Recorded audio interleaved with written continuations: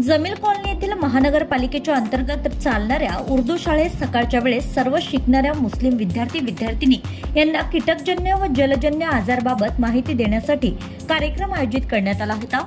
असा कार्यक्रम झाला पाहिजे यासाठी शाळेचे प्राचार्य अब्दुल सईद यांनी प्रयत्न करून कार्यक्रम घडवून आणला। कार्यक्रमाचे प्रमुख पाहुणे डॉक्टर विशाल काळे, आरोग्य अधिकारी मनपा अमरावती यांचं फूल पुष्पगुच्छ देऊन स्वागत करण्यात आलं।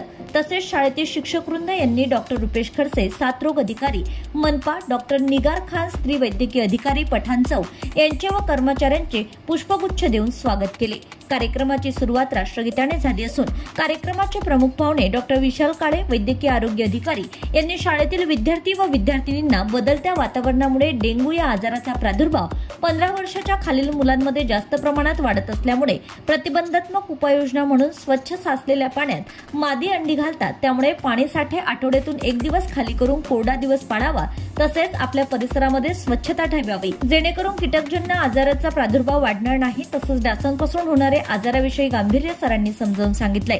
डॉक्टर रुपेश खडसे, साथरोग अधिकारी यांनी डेंग्यू हरेगा हम जितेंगे या घोषवाक्यांनी विद्यार्थ्यांमध्ये जोश भरला।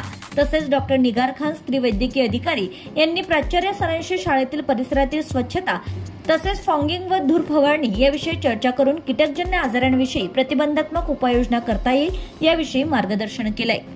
Bureau report, RCN news.